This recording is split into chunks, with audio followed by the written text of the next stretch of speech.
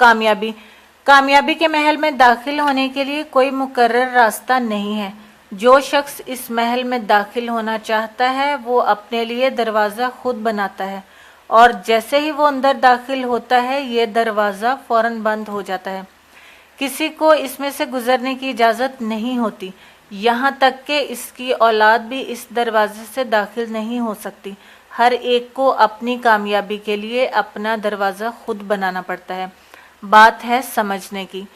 तंज वो तीर है जो शहद में भिगोकर भी मारा जाए तो फिर भी उसकी चुभन कम नहीं होगी।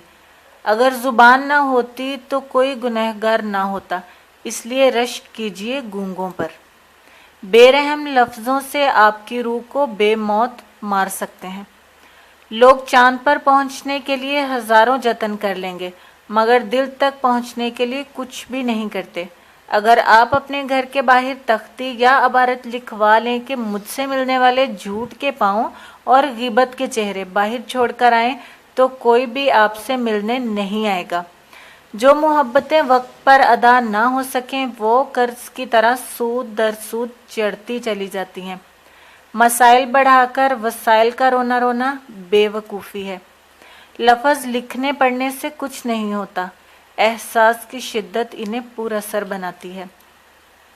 जिस घर में औरत दुखी रहती है उस घर में खुशियां मेहमान की तरह दस्तक देकर आती हैं, जिन्हें ना फेंका जा सकता है और ना ही अपनाया जा सकता है। वजूद जन से है।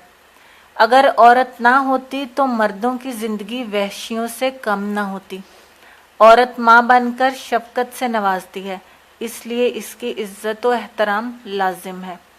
औरत बहन की रूप में एहसार का पैकर है, इसकी अजमत को सलाम करो। औरत बीवी की शक्ल में शोहर की राहत तो सुकून का बायस है, इसे अपने दिल के करीब रखो। औरत बेटी बनकर आंखों की ठंडक का समान करती है, इससे बेहद प्यार दो और बोझ ना समझो। मर्द अगर फूल है तो औरत इसकी खुशबू है। यकीन।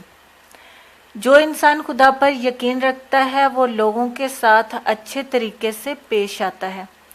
कामिल यकीन रखने वाला इंसान कामयाब हो जाता है और जिसका यकीन कामिल ना हो वो नाकाम ही रहता है। जिस इंसान को अपने अमाल का सिला मिलने का यकीन होता है वो नेकी के सिवा कोई काम नहीं करता। यकीन इंसान के लिए सरासर खुशी और परहेजगारी का बायस इज्जत है। यकीन ईमान की निशानी जबकि हिर्स बुराई का सबब है। हदीस मुबारका है, बदनसीब वो शख्स है जो वालिदैन की खिदमत करके दुआ नहीं लेता और लोगों से कहता है कि मेरे लिए दुआ करना। बदनसीब वो शख्स है जो नमाज इशा नहीं पढ़ता और दुआओं में पुरसकून नींद तलाश करता है। बदनसीब वो शख्स है जो फजर की नमाज के वक्त सोया रहता है और लोगों से तंगी रिज़्क की शिकायत करता है। कुछ लोगों के साथ चलना दो धारी तलवार पर चलने के बराबर होता है। साथ चलें तो चलने की थकन हमारे कदम रोक लेती है, रुक जाएं तो जुदाई का गम रुकने नहीं देता। उम्मीद करती हूँ आज की वीडियो आपको बहुत ज़्यादा पसंद आई होगी। मज़ीद ऐसी वीडियोस के लिए हमारे चैनल को ज़रूर सब्सक्राइब करें। अल्लाह हाफ़िज़।